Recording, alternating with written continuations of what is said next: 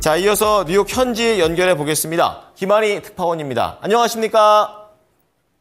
안녕하세요. 네. 자, 이날 3대 지수는 또 혼조로 거래를 마친 가운데 엔비디아가 이번에 좀 크게 밀리는 모습들이 연출이 됐습니다. 세부적인 내용들 전해주시죠. 네, 오늘 뉴욕 주식시장이 혼조세로 마감했습니다.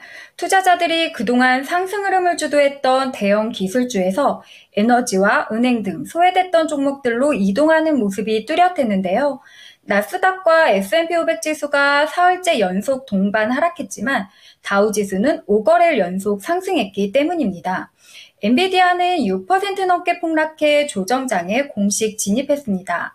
기술주 중심으로 강한 랠리를 보여줬던 최근 증시 급등 피로감 속에 이번 주 발표되는 개인 소비 지출 PCE 물가지수를 대기하며 투자자들이 숨고르기 장세에 들어간 겁니다. 다우존스 30산업평균지수는 전거래일 대비 0.67% 오른 39,411.22를 기록했습니다. 반면 S&P 500 지수는 0.31% 떨어진 5,447.87을, 나스닥 지수도 1.09% 빠진 17,496.82의 거래를 마쳤습니다. 전반적으로 AI 수혜를 받던 반도체주들이 부진한 하루였습니다. 엔비디아는 6.68% 빠졌는데요. 사흘간 하락폭은 12.9%에 달하면서 시가총액은 2조 9,055억 달러를 기록해서 3조 달러에서 내려왔습니다. 엔비디아는 매도세가 이어지면서 전 고점 대비 10% 이상 급락해 조정 국면에 진입했습니다. 전 고점 대비 10% 이상 하락하면 조정 국면에, 20% 이상 하락하면 하강장에 진입했다고 평가합니다. 엔비디아는 지난주 목요일부터 3거래일 연속 급락하고 있는데요. 일단 차익 실현 매물이 대거 쏟아졌기 때문으로 풀이됩니다. 엔비디아 폭락세 속에 애플과 메타 플랫폼스를 제외한 다른 대형 기술주들도 동반 하락했는데요.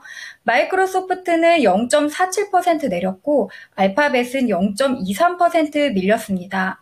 아마존은 1.86% 하락했고 테슬라는 0.24% 떨어졌습니다. 브로드컴과 퀄컴, 암홀딩스 등 모두 하락 마감했습니다.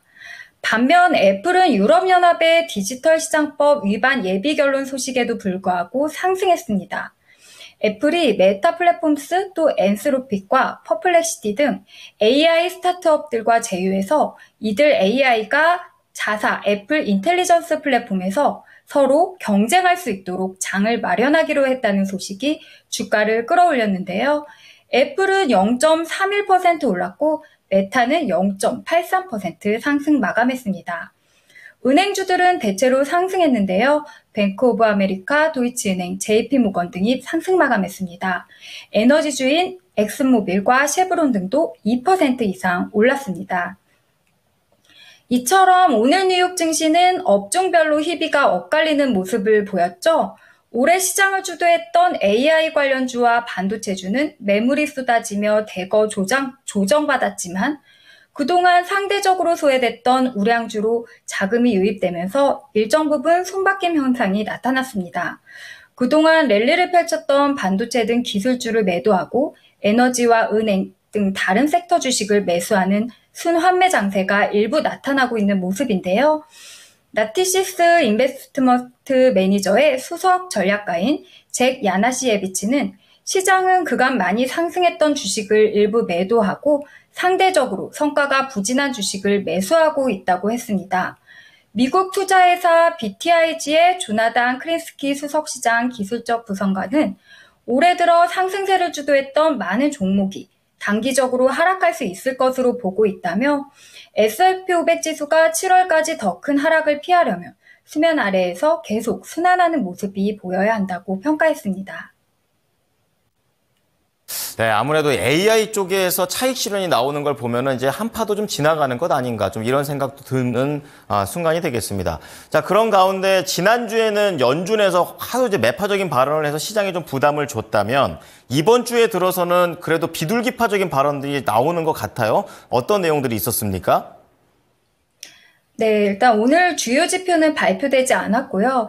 연준에서는 비둘기파적 인사들이 공개 발언에 나섰습니다.